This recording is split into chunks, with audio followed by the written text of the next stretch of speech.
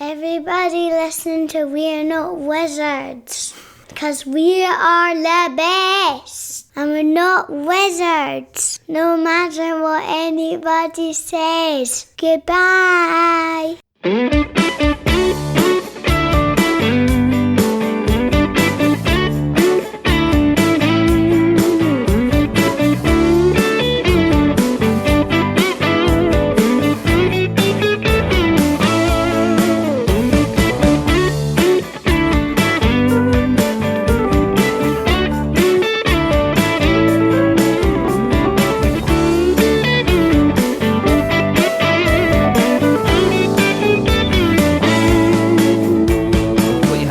Matt? I am having homemade spaghetti carbonara. Oh, that's and nice. I've cooked it the authentic Roman way as opposed to a Western way. So, yeah, very nice. I don't know how that is. What is the? Let's do cooking with Matt. Cooking with Matt Hart. So the authentic way is that you garlic is optional in carbonara, but I like to cook the garlic off in the olive oil, and then put the lardons in, and then take the garlic out before I then assemble the dish, and it's delicious. Hints of garlic as opposed to full-blown garlicky stuff. Garlic extravaganza. Yeah, I do like a bit of garlic. But yeah, spaghetti carbonara. Learn how to cook that. It's one of the greatest meals you can make in about 15 minutes. I've got celiacs and lactose intolerance, so it's probably not the meal. Lactose intolerant. Yeah. The cheese might do for you then. Yeah, the cheese. Yeah, it's just a terrible state of affairs. I can make it because you obviously get lactose free. Philadelphia make their own lactose free stuff. In fact, they do say that processed cheese doesn't contain an awful lot of lactose, so there's not an awful lot they need to do in order to remove the lactose. So there you go. I didn't know that. Yeah.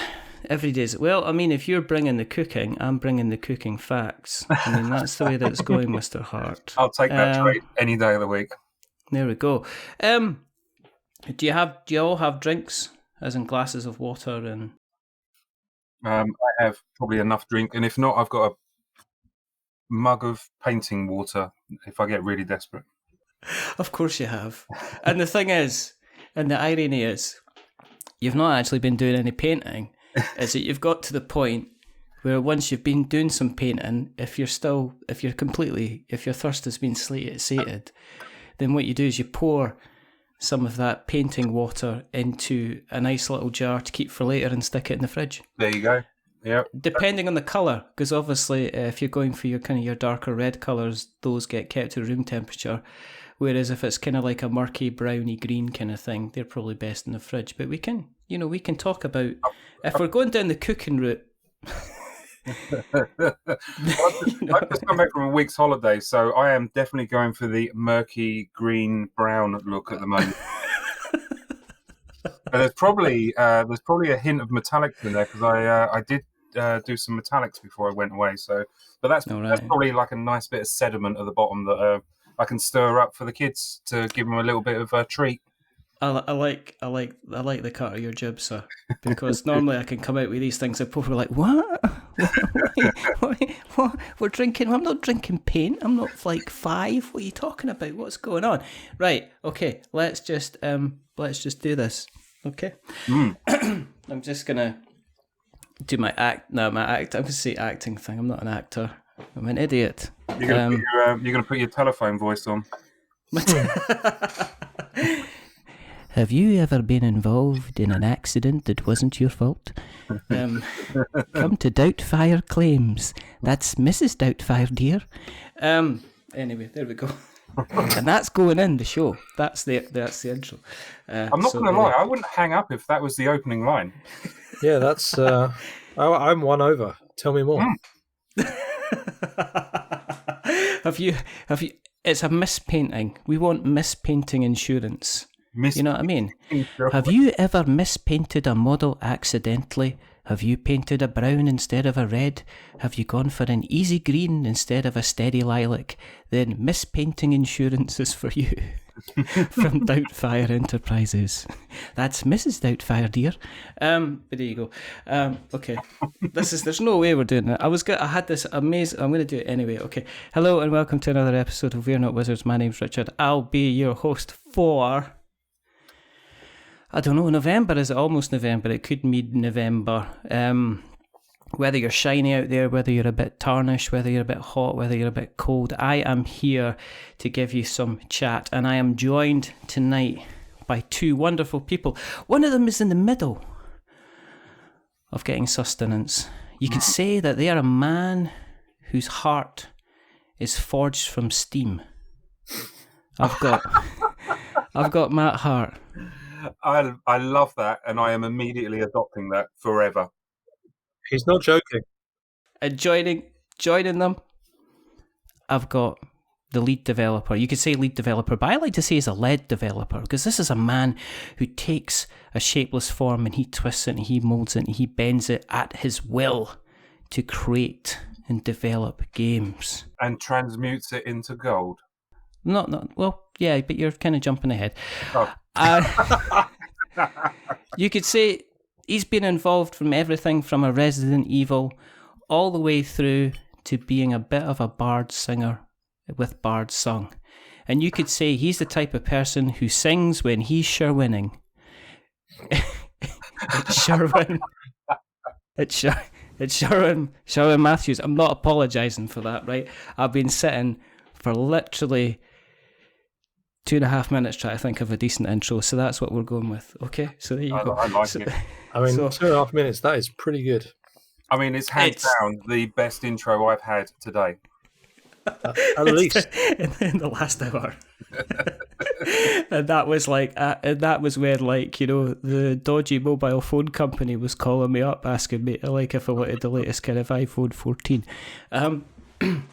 So yeah, I've got Matt, I've got Sherwin. They're from Steamforged. Steamforged, you might have heard, kind of small, kind of little outfit that occasionally kind of like goes to Kickstarter and kind of occasionally pulls out big kind of 6-figure projects, and they've been involved in everything from kind of Dark Souls to Bard Sung to Godtear to Resident Evil to and Horizon Zero. I mean, there is, like, I don't know. I think if they had an IP closet, it would be full up to the brim. But today, we're going to have a little chat about a couple of things. But first of all, thank you very, very much for joining me. Welcome to the House of Fun. Here we go. Thank you for having us. Here we go again. No, I mean, I feel wonderful. Relaxed and calm already. You don't look it. That's not an account because I'm slightly on tenterhooks about whether to take another bite of my delicious spaghetti carbonara. I think you should do that. I think you should do that. I think you should just, you know, and what I can do is you just tell me when you've taken a bite, and I can just ask. We could have a section called answering questions when I've got a mouthful of carbonara. Okay, so Sherwin, as I was saying to you earlier on, this is kind of like you're kind of in your interview space at the moment, aren't you? I've seen you in a couple of places now, kind of doing kind of interviews and stuff like that. Is it strange kind of having to then kind of be the media person doing a little bit of spokes chat and stuff like that, kind of going out and doing a bit of the promotion, as well as being the person that's kind of like peddling the wheels in the background as well, an awful lot too? Do you know, the thing that happens whenever I get invited onto anything is my imposter syndrome slams down so hard. I start to feel about 5 seconds before you started asking that question and you used the word interview, like I suddenly started thinking, I'm just some geek sitting in a room somewhere. I don't feel any particularly special. It always happens. It's an interesting thing. I think, I mean, this is obviously this is very far from Matt or I's first rodeo with this. It's always pleasantly surreal when we find ourselves getting to go on to shows like this one and obviously speak to lovely people like yourself about the games we make, because most of our days are spent, talking to a Zoom call or whatever about goblins, or rolling dice and stuff, which is quite entertaining. Yeah. So I think you described it as it's kind of like we're doing our Graham Norton run. and that's kind of interesting. It's kind of like we tell a little bit about your life story, and then what happens is you then come in and say, right, and this is what we're talking about kind of this week, because I mean, we are going to talk about Elden Ring. We're going to have to talk about Elden Ring because I spent about 3 months playing Elden Ring earlier this year, and to be honest, it's a game that hasn't been beaten so far in a long time. And I'm even talking about kind of like the previous iterations of the Soulsborne game. It is one of my favourites. So I do want to talk about kind of that kind of going forward. But in terms of Steamforged as a whole, you've gone from, you just seem to be like they're kind of the runaway train on the tracks. So there doesn't seem to be any kind of sign of slowing kind of down. You're kind of gathering the momentum. When it was kind of like when you'd obviously have the corridors in to start pitching to FromSoft about kind of doing kind of Elden Ring. But what was it like? What was the atmosphere like the office when you kind of got the phone call or the email to say, you've got it, you can develop it? What was that like? Was it squeaky bum time, or was it like, oh, how are we going to do this? Matt, do you want to go with that one? Yeah, I think so. So, it weirdly, because it had been Elden Ring had been in discussion with Bandai and with From Software for so long, when it actually came down to it, the actual moment it happened, there was obviously a sense of elation, but there was also a sense of, right, now we can really get cracking on with it, because we've been talking to them about Elden Ring for best part of 3 years now. So we've known about the project and been working on it for quite some time. Yeah. And you know, for good reason. There's been an awful lot of secrecy about the project. And there's been an awful lot of sort of very tight control over the kind of information that From have been releasing and talking about. And it's meant that when the game came out and we were able to talk about it, then we could really start finalizing everything. And it really felt as if there was a sudden rush of excitement to now we can actually get our teeth into it. Because up until that point, it had been a very, very small number of people at Steamforged who were aware of the project and working on it. Sherwin and I and the other co-founder, Rich, were probably about the only people who really knew about it for quite a long time. Was it a little bit like being kind of like Kevin Feige and the Rousseau brothers when you're talking about kind of Marvel Endgame?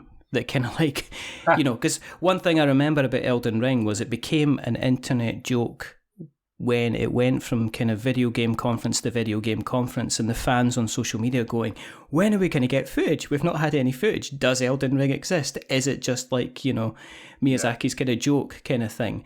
So you kind of sitting there going, I've got some stuff here. I've got some assets. I know what it's about. I don't know, you know, and you're like, was there any point like folk were going, go and tell us, did you discover that you were suddenly getting really pleasant kind of presents in the post, and people were like kind of making you cups of tea when you were in the office, and you know, you were kind of getting, oh, you know, I've got these tickets for this football match if you'd like, kind of thing? Were you kind of getting that at all? I like this idea. I like this idea that I'm popular enough in the office that people would start being nice to me. They just stopped being quite so horrible to me. Is what I noticed. I'd probably take that with both hands. To be perfect, you know, I'd grab that. You know, if I move up from like -5 to -1, that's a win in kind of my world. I think the slightly sort of serious answer to that is sadly no freebies, but we have to take, and we do take, NDAs incredibly seriously. And especially a project such as this. It's incredibly important that we're, you know, a reliable partner, and so it makes it, however strong the temptation is to kind of be the person who knows it, that pales into insignificance compared to the seriousness and and how we want to be treated and how we want to treat our partners when we're working on projects together. Yeah, it's. I mean, you mentioned earlier, obviously, we have quite the stable of IPs we've worked with, and we can only really work effectively with any of our partners because they know that we are so trusted that we won't talk about bits and pieces, and having, as we were saying about the interviews, I've had several interviews, talking to people about various different bits and pieces, and listen to them speculate on the future of an IP or whatever else, and having had a sense of what's coming next or whatever else, but just not saying anything because you can't. So are you like this? Can you just excuse me for a second? Why is you asking that question? I can't say anything. This is weird. Yeah, I'm fine. What were you saying? Fortunately, both Sherwin and I have a keen interest in politics, and with our media training, we are very adept at answering the question that we want to answer, and not the question that was necessarily asked in any given. But in all seriousness, do you have to have like sit downs and meetings where you say, right, okay, guys, this is how we're going to have to answer these particular questions? Because normally, my interview style, as you might have noticed, is as haphazard as a 4-year-old with a set of crayons in a white room. But do you guys are kind of like, it's pretty conversational, but are you guys kind of like, right, okay, this is what we can mention, this is what we can't mention kind of thing? Because you mentioned NDAs, so is there a point where you have to almost kind of like brief each other when, if you're doing press releases or even a slight conversation with somebody in kind of BG Media, this is what you're allowed to do? There's absolutely, it's part of our respect for people like yourself, like to make sure we're coming properly prepared and knowing what our brief is. But because of the potential ramifications, it's really important for us to know what's on the table, as it were, and what's absolutely off the table and what we need to steer clear of, and but not do it in a way that's evasive. It's very frustrating to listen to someone being evasive or coy about something. I think that's your natural sort of default position if you haven't properly thought about, well, what are the questions that are likely to be asked? If this question comes up, how do we want to deal with it? We want to make sure that at every level we're entertaining. We're an entertainment company, and we need to make sure that we're interesting to listen to and talk to. So we do a fair bit of prep, to be honest with you. A risk of revealing behind the curtain. With it this gaining momentum, and with you kind of straddling into kind of like the video game space, have you noticed a kind of a difference between kind of like the tabletop kind of fan base and the video game fan base? Is there a Venn diagram which is literally one circle, or is there a difference? I mean, what I guess the best example is when you were looking at say Godtear and the Bard Sung kind of campaigns, was there a difference in how the Kickstarter backers were dealing with the campaign as to say when you were doing like say the Horizon Zero Dawn campaign or the Resident Evil 3 campaign? Absolutely. So every community is different, even when you're, just in that, whether you're looking at, tabletop wargaming, whether you're looking at a board game community, a video game community, obviously those are very, very broad strokes and genres. And even within that, there's a dramatic difference between, for example, a Resident Evil, the Resident Evil fan base and the Horizon Zero Dawn fan base. Yeah, in the same way, there's a fairly healthy difference between the Bard Sung one and the Godtear one. Yeah. So this is something we always have to consider as part of what we're doing. Whenever we sit down to sort of really think about any of our games, very much in our mind is what we have sort of key personas that we look at. Who are we making this game for? What type of game do they appreciate? What's the and we can get into the design stuff, in maybe our 7th or our 8th hour of conversation on this podcast about about design bits and pieces in terms of core DNA and stuff. But a lot of our focus tends to be, what's the best way to make something that caters to this particular audience? What do this audience enjoy? How do we make this game better for them? More fun, more engaging, more something they can latch onto more. We spend quite a bit of time carefully designing personas.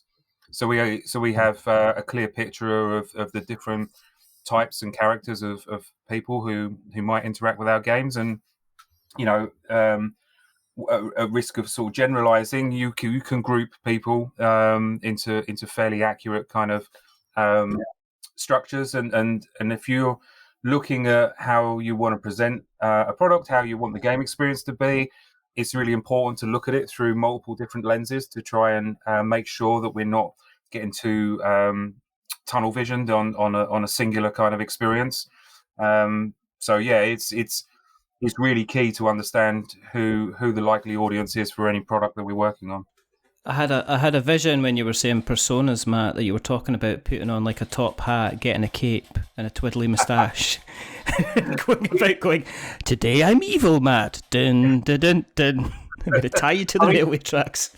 It's not a million miles away from that, but we tend to use names of people we know who exhibit certain characteristics. So he will have no problem with me mentioning one of our product owners, Jamie, is a very strategic and competitive gamer.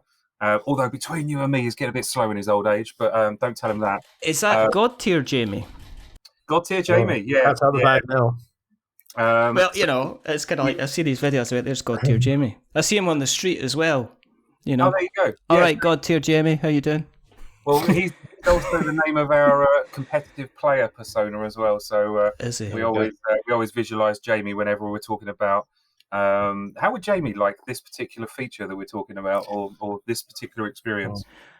There was a rumour going about that some of the tables where he works have to be screwed to the floor to stop him from flipping them when he loses a competitive game. Is that correct, or is that? The thing is, he's never lost a competitive game to know. That's the thing.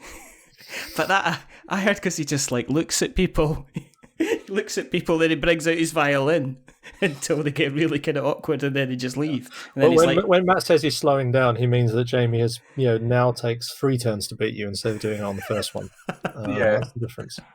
I'll tell you a funny story about Jamie. Where I was playing on Vassal one night, playing some Guild Ball, and it was just a casual game.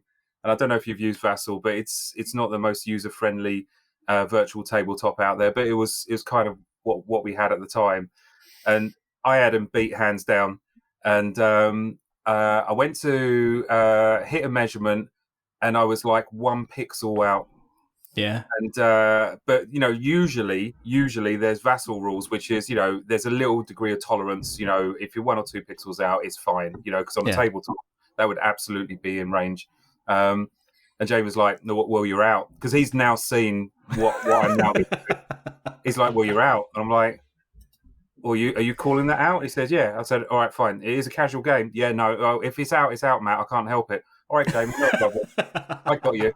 And then he went into grind mode, and he then grinded and grinded, and it got to about 11:30. I went, I'm going to bed, Jamie. I go, "You win.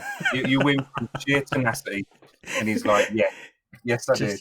Yeah, walks away from that table like, "Oh yeah, I won." Exactly. The king lives. Undefeated. Cuts another mark into his flesh like Zaz from Batman, going, right, there's another one I've just beaten. Sherwin. Yes.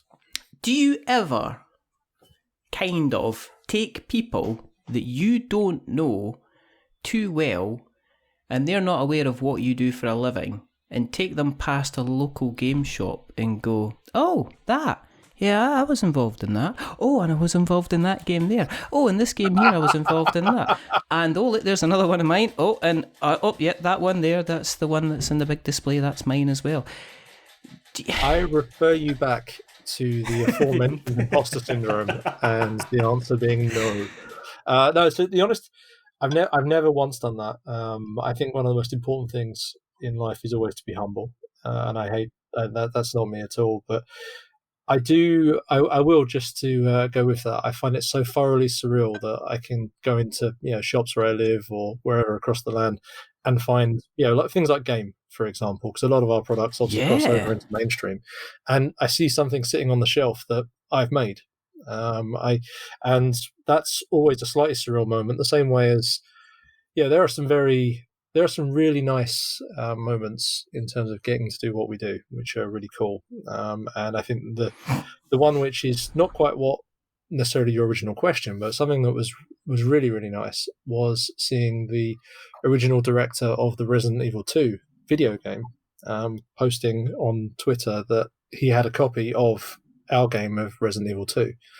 And that blew my mind for about, I had to go out for a bit of a walk and just think about it for a moment. Like, sort of, young, 16, 17-year-old me was very, very proud of old me at that point. Because it's kind of just that idea of I played his game to death and now he has my game, which hopefully he's played to death. I don't know, probably not. But the point is that it was, there are some moments like that where I'd never go out and go to a point of showing people anything, but I would certainly say it's pretty cool.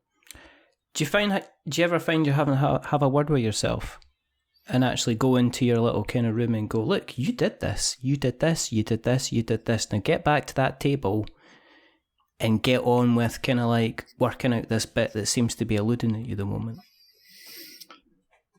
I'm going to say no, mostly on the basis that I just kind of, I think one of the things that we have is, one of the things that I've always looked at, and I know this is shared by you, Matt, is we never rest on our laurels. We always look at what we've done and we always go, right, here's how we can improve. Here's how we can learn from this. Here's how we can get better. We could literally release like a 10 out of 10 perfect game to someone and we would still look at it and go, right, how can I make that better?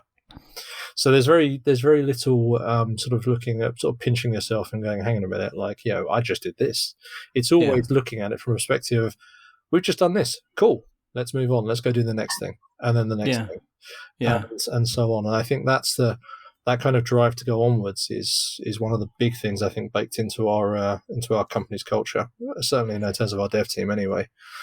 Is that why you went back to Dark Souls? Because to be honest, I don't know of many companies out there that would say, if we go back and do this again, there's going to be some people who are going to raise their voices a little bit, or there's going to be some people who are going to have comments on the internet about it. Because when I saw the announcement, when you were looking at like bringing out the painted world of Ariamis, I can't remember what it's called, but it's the painted world, and also the Tomb of the Giants, and it says, we're also going to be bringing out the kind of the rule sets as well, so that you can then play with the original base game. There was part of me that was a little bit, I must admit, I was kind of impressed that you decided to go, right, we're just going to do this, let's face this head on and just crack into it, kind of thing. Well, I mean, when Rich and I started the business all those years ago, we were always reminding each other to be courageous and never to shy away from doing something just because it's difficult or a little bit worrying or whatever. So we think that it was the right thing to do, and therefore we were able to kind of stand by those convictions. Really, there was stuff that we wanted to do in the Dark Souls core set, and it just felt like a really sensible thing to do. Has that shaped how you're looking at Elden Ring then? Have you brought things that because to me, Elden Ring is quite literally Legend of Zelda, but with Dark Souls, the way I play it. That's how when I first showed my son Elden Ring on the video game, he was like, that's just like Zelda. I was like, yeah, I says, but it's better, and people are going to hate me for that, but I must admit I did enjoy Elden Ring an awful lot more than I ended up enjoying it more than I did enjoy just Zelda, just the way that it kind of played. But I mean, going forward, are you when you're taking Elden Ring to kind of Kickstarter, as part of you thought, should we step aside from Kickstarter? Or are we going to continue to get Kickstarter? I mean, you're well established now. You've been going some time. You've got all these IPs behind you and stuff like that. Yeah, I think the thing that's interesting to talk about, on that subject is the fluidity of Kickstarter as a platform and the nature of of the projects that go onto that platform and how they change and evolve over time. And right now, Kickstarter is a fantastic doorway or gateway to a highly engaged first, or early adopting community, and it gives us such a like a nitrous hit to kind of, or a turbo boost to kind of build a community in a really short space of time. And because the community grows so quickly, you're often talking 5,000, maybe even 10,000 people in the space of a couple of weeks suddenly smashing together, and everyone's jazzed and excited, and there's loads of conversations going on, and and you really get lost in the chaos, and it's fantastic. So it's super exciting to do that, and I think that right now is why Kickstarter is still our first port of call. But with that in mind, it's the funding totals are obviously important, but what's more important is how we engage with the community, how we interact with them. I mean, we've always done our very best to listen to the communities, and one of the things that we pride ourselves on when we go to Kickstarter is we take games that are 95% done, 90% done, and we do that on purpose because we want to leave enough for us to have opportunities to listen to cool ideas from the communities, talk to people about it, and really tailor the product in, or to listen to what people are saying and try and make sure we're delivering a project or a product that satisfies what their expectations would be from an IP that they love. I think of several of our games which have really benefited from that.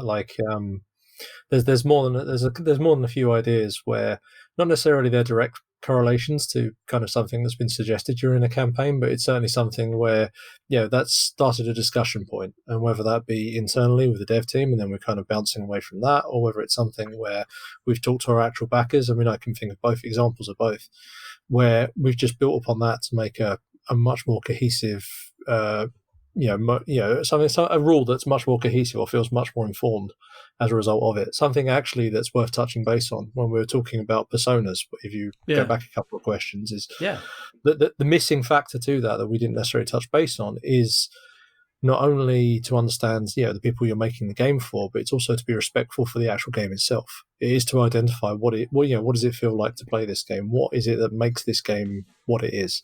And that's one of the key things, as well as obviously understanding the community, why you're making that thing. And communities are a fantastic way. They're very focused. They're very passionate. They're very driven about whatever their existing IP be.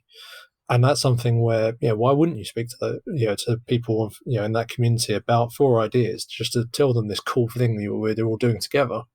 Why wouldn't you talk to them and kind of make them part of that process? Some of our campaigns, people have remarked, are the most fun campaigns they've ever had. And the honest reason is because we really try to get everybody involved. We really try to make sure that everyone, has a reason to go to that page, and rather than just, clicking on a button to get that thing. Yeah. How often do you get calls from other crowdfunding platforms that are available? I mean, do you now know them? Kind of like, do you see that you're like at UK Games Expo and go, oh no, that's him, quick, do you want to get a coffee? I tell you what, you push and I'll run. Okay. There's obviously an explosion of different crowdfunding platforms out there, and they all have their individual sort of strengths and weaknesses, and we stay in touch with them. But right now, Kickstarter are a fantastic partner for us. We work very closely with them to make sure that our projects are meeting their high expectations, and in return they lend us their wisdom and learning from what they see. So we have a brilliant relationship with them, and it means that I get to pop over to New York every now and then to have a meeting with the higher ups over there, which is never anything to be sniffed at. That was a very, very, very, very political answer there, as in a politician's type answer. Why? Thank you very much, sir. I'm glad you know. I salute you, sir, for kind of like saying yes, but also no, but also yes, but maybe no, but possibly yes. And I refer you to the question that I gave you the answer to some time ago. In terms of, your core offering, there's usually a reasonable amount of plastic. In terms of, and one are you talking about the bribery to appear on this podcast, or? Yes, maybe. But yes, potentially. I did cross out that question. About did you need my address? No. For that stuff. It should still be legible though, and I can send you my address. But is there? Have you guys thought of like things like Standees? Are you, as time goes on, are you thinking about kind of more kind of environmentally, ecologically sound solutions? Because I know I've seen other people talking about Standees and stuff like that, and they're saying, well, as somebody who doesn't paint, okay, and you can hate me if you want, I can paint if I want to, I choose not to, because then I would bedazzle everybody and they would go, he's so talented at everything, not just podcasting. But have you considered ever going down like kind of like the beautifully illustrated kind of Standee route, as well as just, you know, here's the beautifully sculpted figures? Because I love the figures in Godtear, they're wonderful. And also I have done a couple of TikToks in relation to the Horizon Zero Dawn miniatures, because they are absolutely wonderful as well. But have you ever said, is this another direction that we can go in? Is this a different offering as well, in relation to development costs and everything else that's evolved around that? I think for all the reasons that you outlined in the question, the answer is we often think about it because price sensitivity is something we need to be aware of. But we've built a world-class sculpting team, an art team here at Steamforged, and we do take an immense amount of pride in the sculpts that we make, and we take a huge amount of pride in the stuff that's less visible, but it's the stuff that our production team works with the factories to develop, you know, really high-end plastics to enable us to get the right levels of detail. You know, some of the minis that we're putting into our Epic Encounters sets, you know, the latest set with the dragon turtle is and the crab folk is just mind-blowing how good it is. So I think we would be remiss and possibly foolish to move away from that. You know, there's plenty of amazing games out there with Standees in it, and I play a whole bunch of them. You know, Sherwin and I have played the heck out of Gloomhaven, for example. But it's not really our bag, to be honest with you. You know, we know what we're good at, and we want to keep doing the things that we're good at, to be honest with you. And to a certain extent, you kind of come around to what we talked about earlier again, where back to the community. One of something which isn't necessarily a direct persona, perhaps, to our audience, but certainly is a facet of that, is a lot of people back our projects because they really do love the miniatures. It's, you know, we have I mean, Russ, our lead sculptor, I think that's his title. I lose track of things these days in my old age, but yeah, he's got a tremendous following of people who just literally love his work, anything that we put out. And yeah, it's not difficult to see why when you look at something like Bard's Song or Epic Encounters or any of our projects, to be honest, that Russ has worked on, which is all of them. But the point is that, you know, it's almost part of something where when we first approach putting out a project, there are people who get excited about it because they want to see the models. And, you know, slight segue into Elden Ring, that's just carried on there as well. People are really, really, really excited about seeing some of the new renders we're putting up, and it's because they're amazing. Our team is incredible. I'm just thinking, right, okay, back to what Matt was talking about, what he had for dinner. Could we technically have a Carbonara type minis game where the minis themselves are made out of small bits of pasta, and then once you've played with them, you don't have to embarrassingly stick them on the UK kind of games trading forum and say, right, okay, it's got a slight bash in the box.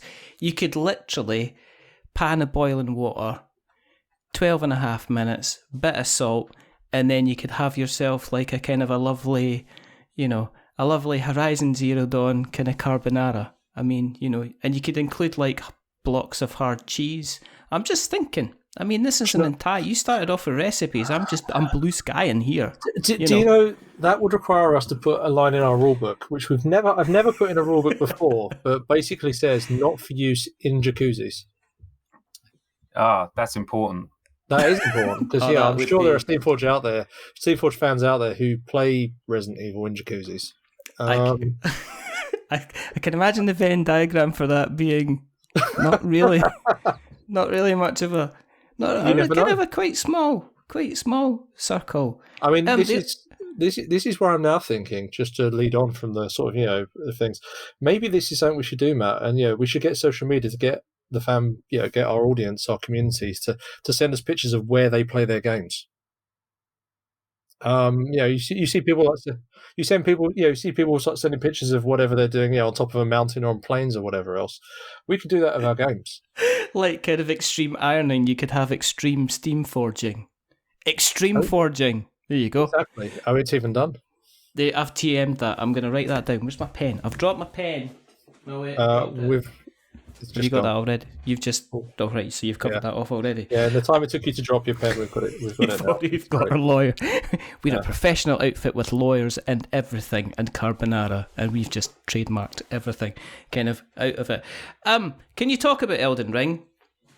Or you got to wait until you can really talk about Elden Ring? I think we can talk about Elden Ring. What do you want to know? I want to know... Okay, now I'm going to come in from a slight tangent on here, okay? I played Horizon Zero Dawn, the board game, and I really liked Horizon Zero Dawn, the board game. I liked its mixture of deck building. I liked the fact that, when I put this in the review that I wrote, I liked the fact it was like a slice of pie of the entire Horizon Zero Dawn kind of experience. If you had the base game, you had like the development around the hunting lodge, and it was basically like, okay, you're going to hunt these guys, you're going to go away, you get your points, get your glory. With regards to Elden Ring, with the entire game being this huge open world experience, was it a lot of, did you have to like really gonna get the cogs turning to think, how are we going to then represent that in a kind of a fully fledged kind of board game? Because I don't know if you would be able to get away with saying, okay, here's a slice of life, we're just going to do like the Chalice, like the Chalice dungeons in Bloodborne kind of thing, if you know what I mean.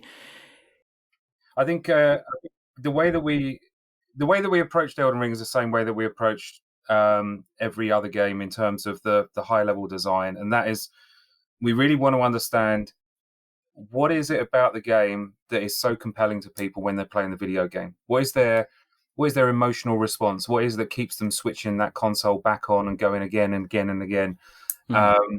And one of those key aspects was that sense of discovering a world and traveling from place to place, and it was key, I think, to the overall experience of playing Elden Ring, to have that sort of sense of wonder, but most importantly, to have that sort of sense of scale as well.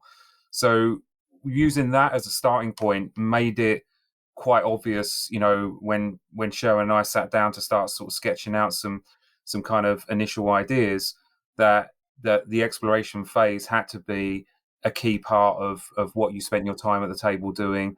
And making sure that was, a rewarding part of the gameplay and not a vehicle to get you to the boss fight, which it is to a certain degree, but it has to be fun and enjoyable and add to your overall experience in order to make the boss fight and the combats that you have even more exciting, because they have a lot more context now, they have a lot more relevance, they have a lot more importance in what you're doing. They are the cherry on top of the Bakewell tart.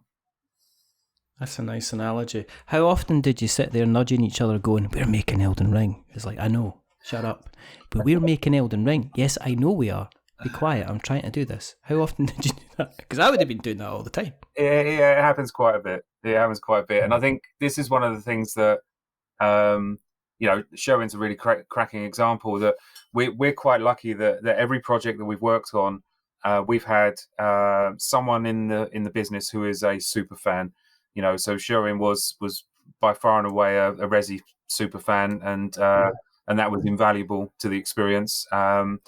A chap called Alex, who worked with us on Dark Souls in the early days, was an unbelievable super fan and knew just about everything that there was to know. So we've been lucky along the way with having access to really what's the word I'm looking for? Knowledgeable people. And the great thing about the internet now, and certainly our ability to kind of reach out and talk to people, means that we're able to kind of engage with the community. Like, for example, we did with the new Dark Souls core sets. Mm-hmm. One of the key motivations for that was because we saw some really cool ideas that people were talking about, house rules and different ways of playing with the original core set. And it felt like a brilliant opportunity for us to build some of those into the core engine. And Sherwin and I have been chatting for quite some time about the campaign system and how we wanted to make that feel like it had a little bit more meaning to it. And it was a bit more of a structure that you played within, rather than a series of random encounters, effectively. So it's I don't know. I just really enjoy talking to people who have a deep abiding love for the product that we're working on, and sometimes it's us as well, and that makes it even better. Yeah, I can happily tell a story about Horizon Zero Dawn here. Excuse me. Since you mentioned it, so when we first started, I mean, Horizon's another good example of a game that we were talking to Guerrilla about for a long while before it came out, and so that's I kind of found out. Okay, so we're working on Horizon, and I'll readily admit I'll be the first to say that when first kind of looked at this and went, cool, Horizon. I don't really know much about it except some amazing visuals. So let's go. Let's get this thing and do it. And I very much remember it was a sort of I had a chat with you, Matt, and was like, okay, so I'm working on this. Awesome. Let's go and find out about it. And so first stop point of call is, okay, I'll go get the game. So go out, get the game, stick it in my PlayStation, sit there and go, right, okay, cool. I'll spend a couple of hours playing this, get a feel for what the game is. Obviously, that's really important. What does it feel like to play it? What's the interactions? Because I could read all about it online, but if I don't play it, I don't feel, what it is to be Aloy running around the wilds, then I can't possibly make anything of it. So that's exactly what I kind of went and did. And I sat down, I started playing it. I thought, okay, I'll be for a couple of hours. Anyway, so at some point, I looked up and realized it was dark, and it's 2 a.m. And I'm like, okay, that's kind of interesting. That's not happened for a long while, since I was much younger. I kind of looked at this one. Okay, that's kind of cool. Anyway, fine, I'll go to bed. So next morning I wake up and I'm like, okay, well, I probably should get a couple more hours into that because I've got a rough feel for what it is, but I know I still need to go and go kill that sawtooth. I need to go and do a couple other bits and pieces. So I sit there, put it in my PlayStation, make myself a cup of tea. Anyway, at some point I'm sitting there playing it. I go to pick up said cup of tea, drink it. I'm like, this is really cold. Really cold. And then I realised it's dark outside. And I'm like, it's 3 a.m. now. Like, how has this passed without me doing this? Why am I really hungry? All these things. I'm kind of flooding in because I've just sort of stepped away from the screen for a second. A lot of the games we work on have ways of making you into that super fan, even if you're not necessarily familiar with them, because we are blessed to work with some insanely talented people and some insanely awesome games. And that's kind of that's part of it's just really awesome feeling. So as I say, I really like the Resi. I've got Resident Evil 3. I really liked it because it seemed like this was the Resident Evil 3 game pretty much. It was sitting on the table, you're playing through the campaigns, you're getting chased down corridors, and it was a really kind of nice, it was a really impressive kind of product. Whereas on Horizon Zero Dawn, I kind of had to look at it from a different kind of glance, and I can see why, even looking at it, going, how the hell do I fit this into a box? Did I just have a big thing on the back of the instructions say, now go outside and take the minis with you? Kind of thing. Start crawling up hills and stuff like that. So, in terms of then Elden Ring, is it going to be like what you would say a kind of a standard kind of Steamforged kind of fare? And what I mean by that is there going to be a very decent core box and then kind of various different expansions with it that are kind of optionals, or have you decided to kind of stretch goals, or are you still kind of trying to figure out the kind of logistics of where you're going with things? See, this is the interesting point of the marketing cycle, where I'm trying to remember what all the bits and pieces I've written over the last couple of months, what's come out by now, what hasn't come out. Yeah. what I'm happy to talk about. So this is the point I'm going to hand over to Matt, because whatever you talk about, that is fine. I'm not getting in trouble with marketing. I'll let you do it. Amazing. So it's a Pontius Pilate moment right there, and we got it recorded. Yeah, and duly noted. No, I think there's going to be words in the car. I think what's interesting about this topic is looking at the way the market works, looking at the way your friendly local game store likes to stock products, and the way that gamers like to interact with it. Expansion creep is really not nearly as sensible a strategy as you would first think. The attachment rate, for want of using a horrible management speak, for an expansion is not as nearly as high as you think it is, and it becomes a problematic product for a game store to stock, because and we saw this at Gen Con this year. We had a Gen Con bundle for Horizon. And it was Horizon and a couple of expansions, and it was a fantastic Gen Con only price. And they were going like hotcakes, like absolute hotcakes.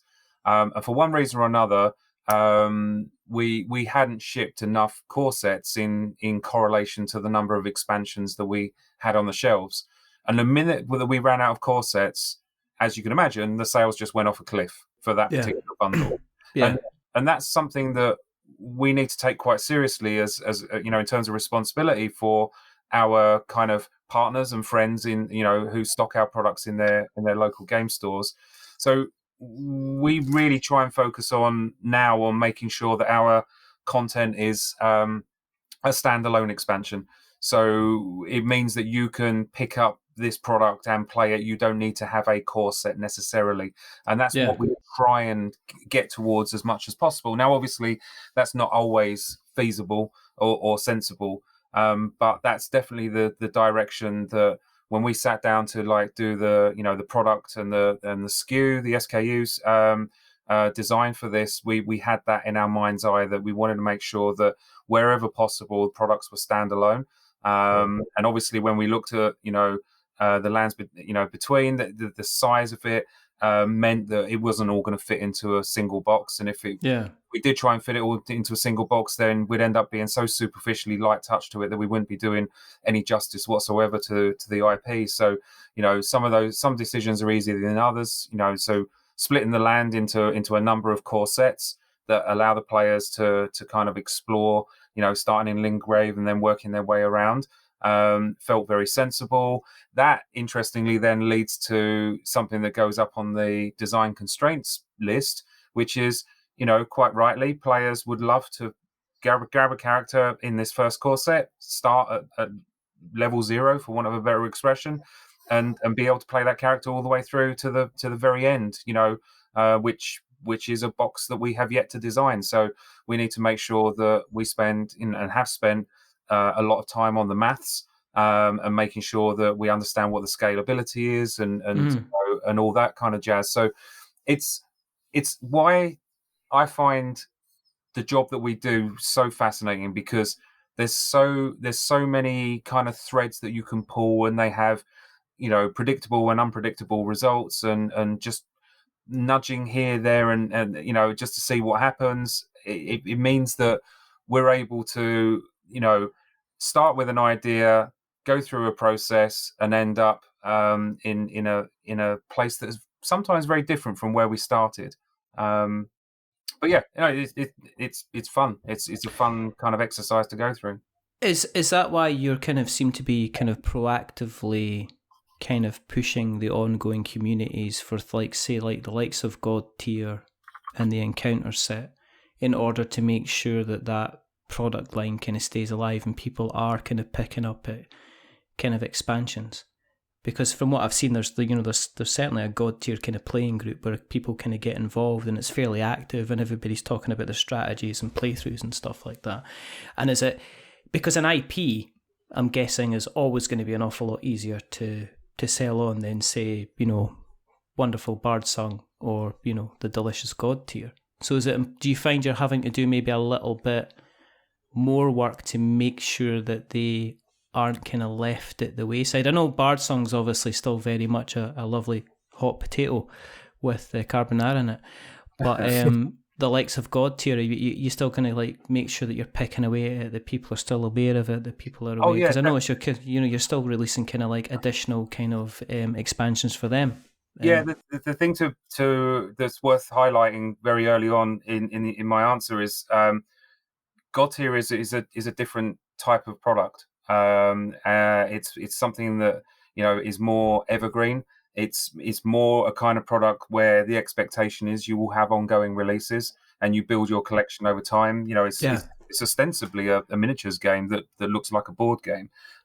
One of the compelling reasons that we all get into buying minis and playing minis games is because we know and trust that over the next number of X years, as long as we're playing the game, there's going to be something new coming out every other month, and we're going to be able to pick something up and have something new to paint and or add to the pile of shame. So for Godtear is very much almost an inverse problem, and this is true for every miniatures game, is the expectation is to keep releasing product, and you need to make sure you're not releasing so much stuff that you're invalidating previous purchases or worse, you're allowing the game to kind of collapse under its own weight, and that's generally where miniatures games kind of go into their into the home straight, as it were, and then eventually wink out of existence because there's just too many products out there, too complicated.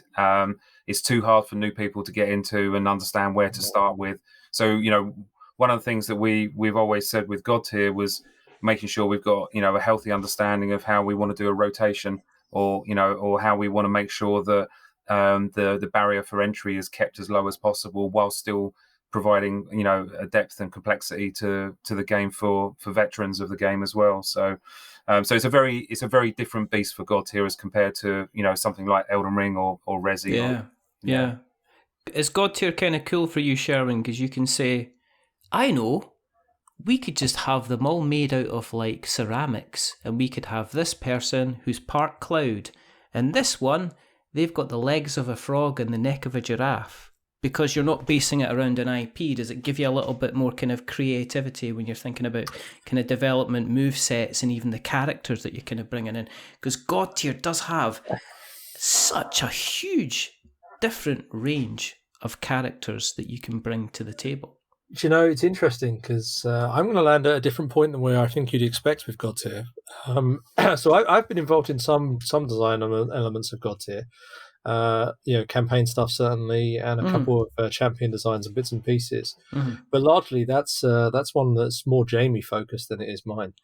My touch point with Godtear invariably actually has been in terms of lore and everything else. I first began life at Steamforged Games as lead writer, and so I've written with Richard August, our RPG, our lead. What is Richard August's title? Is he sort of guru? Do we call him this day, Matt? Something along those lines?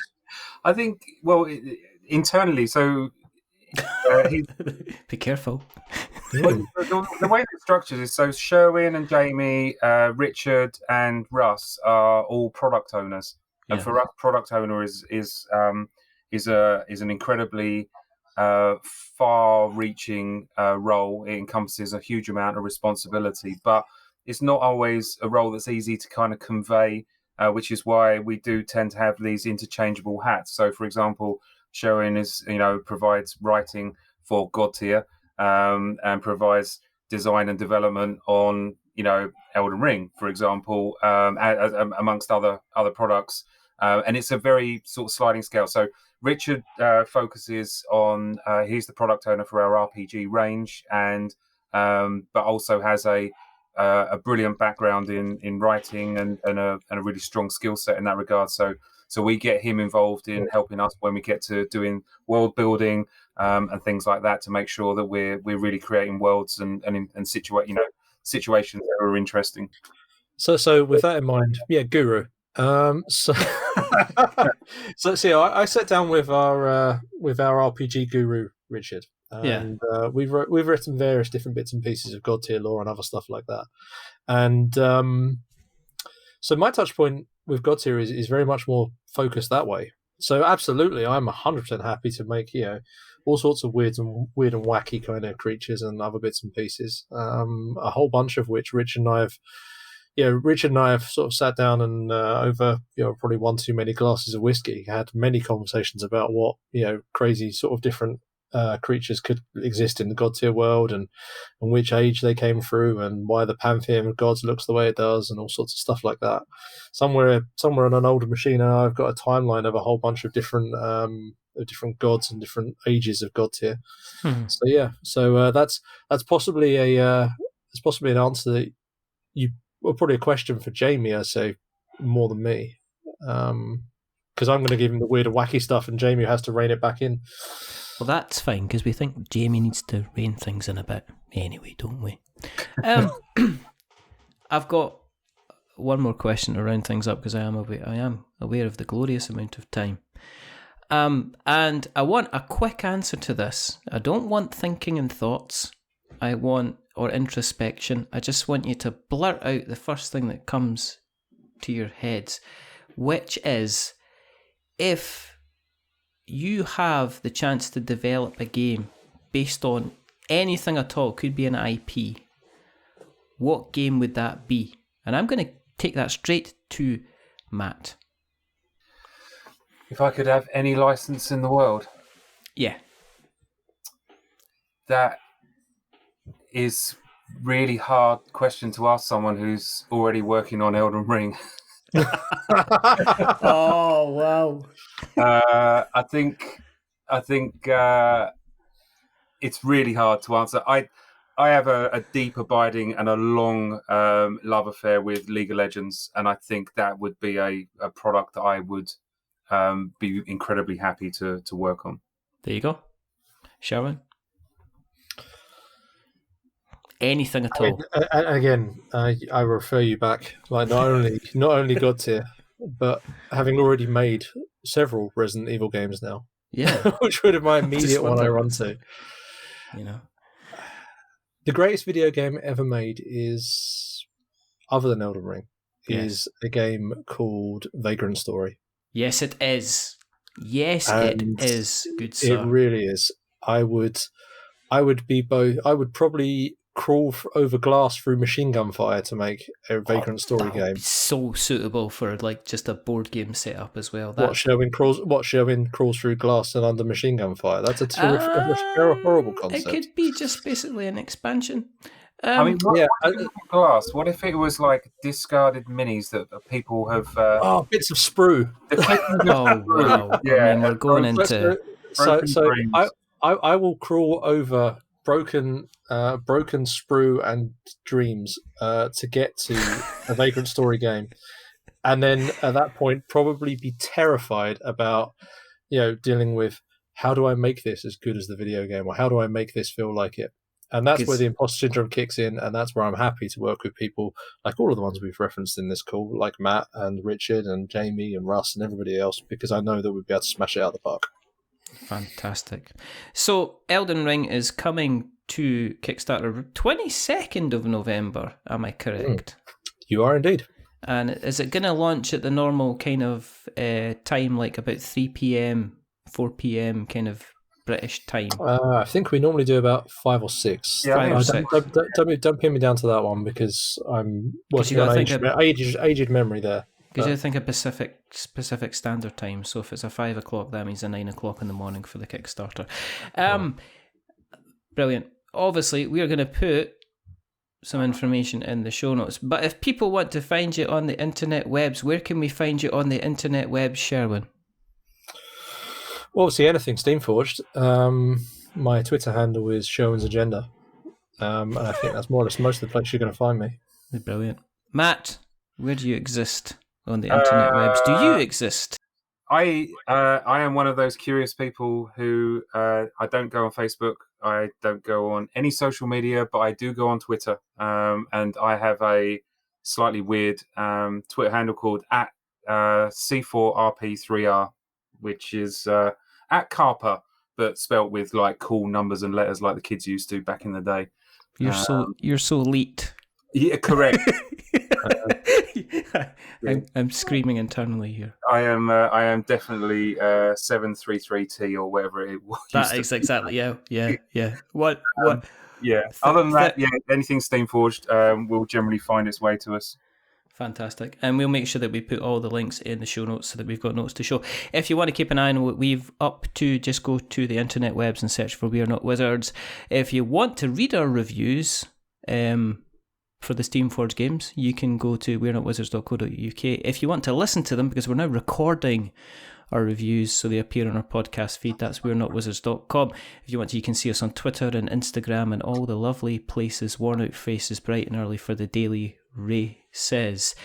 There's only a couple more things to do. If you listened tonight and you liked what you listened to, then please consider going to the Apple Podcasts and leave us a rating or review. If you are going to leave us a rating or review, don't give us 10 stars because it makes us big-headed, but at the same time, don't give us 1 star because it maketh me cry. Give us something like a 5 because it's in the middle and it's just a little bit average. Just well, like it doesn't us. tell you it's measured out of 5. Don't. Why? What? That is the whole point of you've joke. seen through the trick. That is the trick.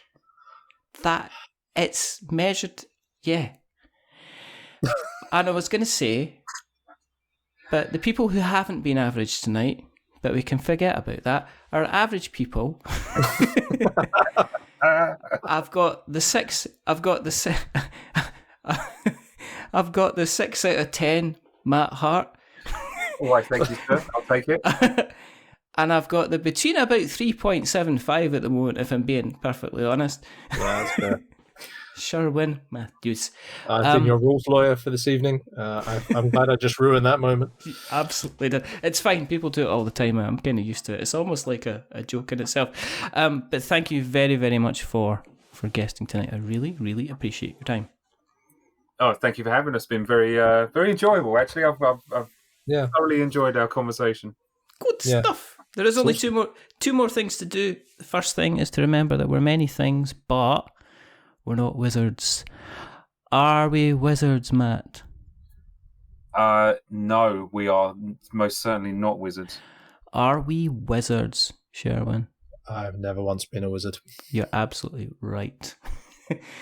But we are wonderful people. And the second thing is to say goodbye. So it's a goodbye from Sherwin. Say goodbye, Sherwin. Goodbye, Sherwin. And it's a goodbye from Matt. Say goodbye, Matt. Goodbye, Matt. And you wonderful, wonderful tarnished people, take a trip to the lands between and Lingrave round about the 22nd of November-ish. But until the next time, stay safe, roll 6s, make something awful, and stay forged, Steamforged. Goodbye. A wizard is never late.